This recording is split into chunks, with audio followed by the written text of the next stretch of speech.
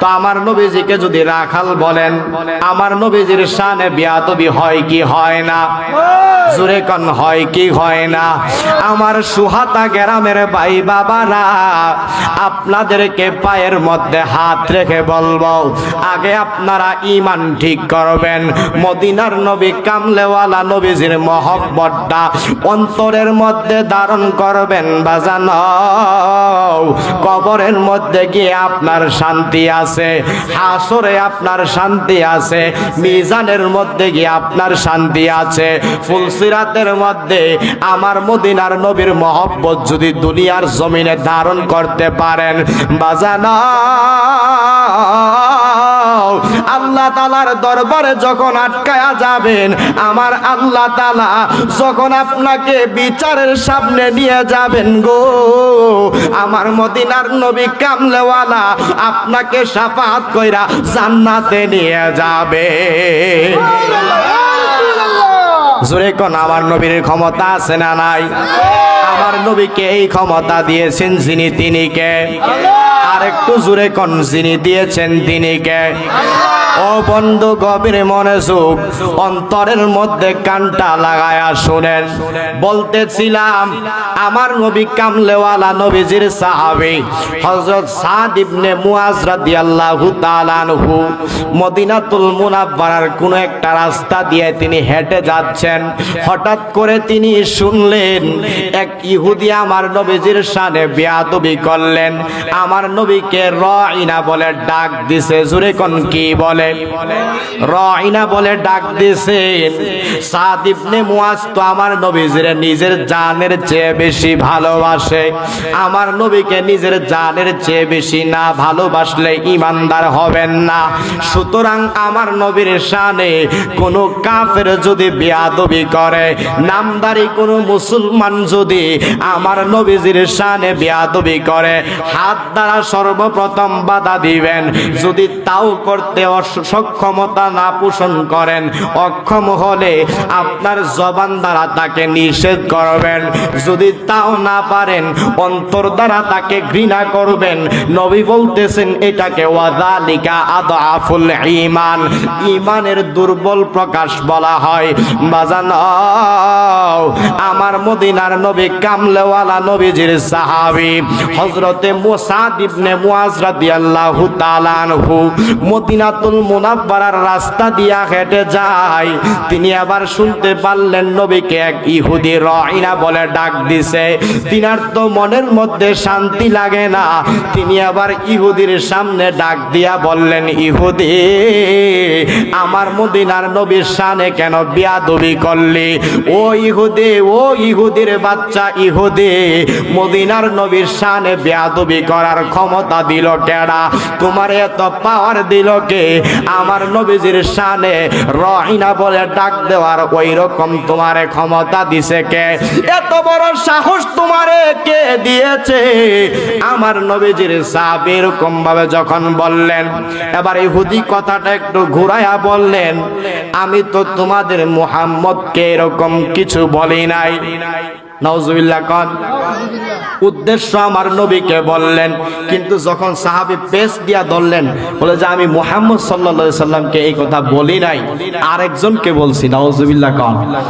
এরপরে নবীজির সাহাবী হযরতে সাদ ইবনে মুআজ রাদিয়াল্লাহু তাআলা আনহু যখন পেশ দিয়া ধরে ফেললেন, এবার বলতেছেন, ও নবীজির সাহাবী, আমি নিজে তো বলি না, তোমাদের মধ্যে কিছু কিছু সাহাবীও তো এরকম ভাবে ডাক দেয়। এরকম ভাবে কিছু কিছু লোক, তোমাদের মধ্যে কিছু কিছু লোক এইরকম ভাবে ডাক দেয়। তো আমরা ডাক দিলে সমস্যা কোথায়? এবার সাদ ইবনে মুআজ রাদিয়াল্লাহু তাআলা আনহু তিনি একটু মনটাকে নরম করে ফেললেন। একটু ক্রন্দন দৃষ্টিতে তিনি তাকাইয়া আমার নবীজির দরবার মুবারকে উপস্থিত হওয়ার আগে ডাক দিয়া বললেন, ও ইহুদির বাচ্চা ইহুদি, আজকে তোমাকে আমি আমি শেষবারের মতো বলে দিলাম, শুনে নাও, শুনে নাও। আমার নবীজির শানে যদি চুল পরিমাণ বেয়াদবি করো, যেই কোনো শব্দ নিয়ে আমার নবীর শানে যদি বেয়াদবি করো, আল্লাহর কসম আর কোনোদিন যদি এই রকম কিছু শুনে, আমার জীবন থাকুক কিংবা না থাকুক, ওই দিকে আমি লক্ষ্য করতাম না, ওই দিকে আমি দেখব না, কিন্তু তোমাদের গর্দান আমি আলাদা করে দেব। জোরে কন্যা সুবহানাল্লাহ।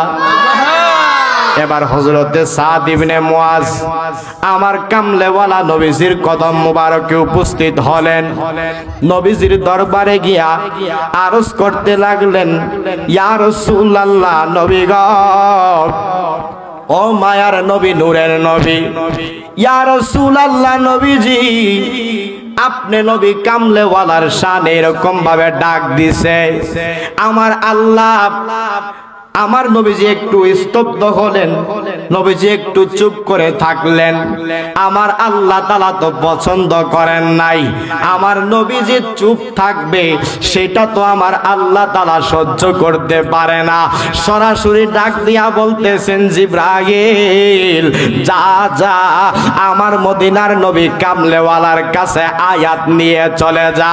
আমার আল্লাহ তাআলা ইরশাদ করলেন, হাবিব আপনি সাহাবীদেরকে জানায়া দেন, গোটা মানব জাতিকে জানায়া দেন, ইয়া আইয়ুহাল্লাযীনা আমানু লা তাকুলু রাইনা, ও যারা ঈমান এনেছো, আখিরাতের প্রতি ঈমান এনেছো, তাকদীরের প্রতি যারা ঈমান এনেছো, আল্লাহ তাআলার প্রতি যারা ঈমান এনেছো, রাসূলদের প্রতি যারা ঈমান এনেছো, কিতাব সমূহের প্রতি যারা ঈমান আনছো, অর্থাৎ ঈমান আনার পর যারা ঈমানদার হয়ে গেছো, তোমরা আর জীবনে কোনোদিন আমার নবীকে রাইনা বইলা ডাক দিবা না।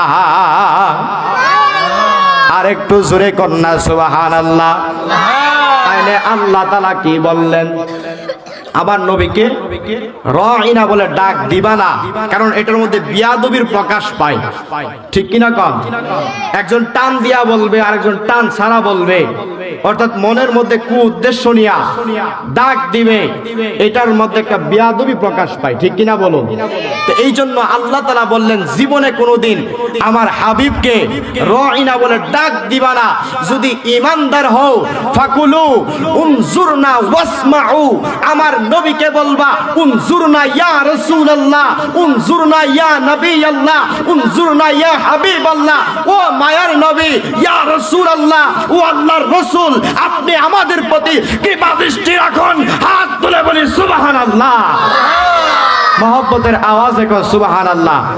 তাইলে আমার নবীজির শান আল্লাহর দরবারে কত মহান, দেখছেন আমার নবীজির শান কত মহান। ইয়া রাসূলুল্লাহ, ইয়া হাবিবাল্লাহ, ইয়া রাসূলুল্লাহ, হাবিবাল্লাহ, ইয়া রাসূলুল্লাহ,